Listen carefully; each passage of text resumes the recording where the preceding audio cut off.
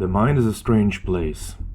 It has been the center of human inquiry for millennia, and until today we struggle trying to decipher its mysteries. Welcome to Daily Dialectica, and today we'll explore the theories from Carl Gustav Jung, an iconic figure of the study of the mind. Born in July 26, 1875, in a city called Kessville in Switzerland, he was the founder of analytic psychology, a direct response to Freudian psychoanalysis. Jung is widely known for developing concepts such as the introverted and extroverted personalities, the collective unconscious, and the archetypes. Jung had a lonely yet very imaginative childhood. From an early age, he tried to find patterns in the behavior of his parents and friends. He had decided to become a priest, given the many clergymen in his family. He would later give up that idea to go study medicine and become a psychiatrist.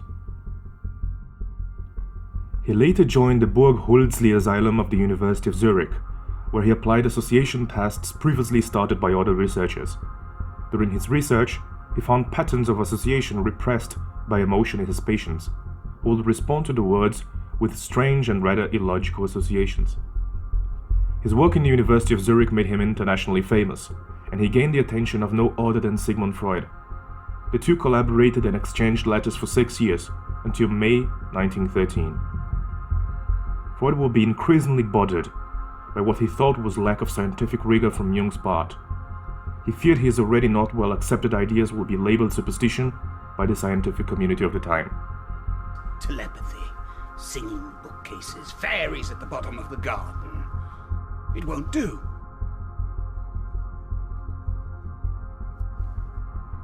It won't do. According to Jung, the human psyche, or the self, is divided into 3 parts, each according to their relation with the external and internal worlds: the conscious, the personal unconscious, and the collective unconscious. The personal conscious is a part of our minds which is closer to the external world. It is divided into 2 segments. The first of these 2 is the ego, the place where our conscious awareness resides. It organizes thoughts, emotions, intuition, and accesses memory. The second of these structures is the persona, the element of a personality that grows from social adaptation, a set of masks you choose to put in certain social occasions to protect yourself from the intrusion of others. Going one layer deeper, we find the personal unconscious. It is comparable to what Freud called the unconscious mind in its entirety, where the drives operate. It is the place where all of the experiences and thoughts which are not accessible to the ego reside. For example, memories which were either forgotten or repressed. At last, we find the deepest layer of the human mind, the collective unconscious. It is the home of the archetypes, universal pattern-like human motives of our experience gathered as we evolved.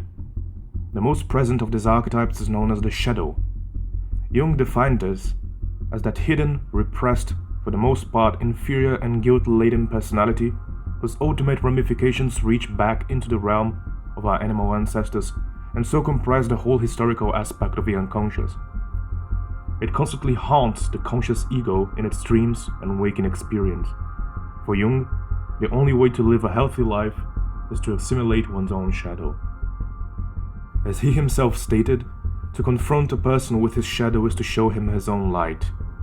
Once one has experienced a few times what it is like to stand judgingly between the opposites, one begins to understand what is meant by the self. So, dear viewer, have you confronted your own shadow? Don't forget to like and subscribe to our channel. You don't want to miss what's coming next.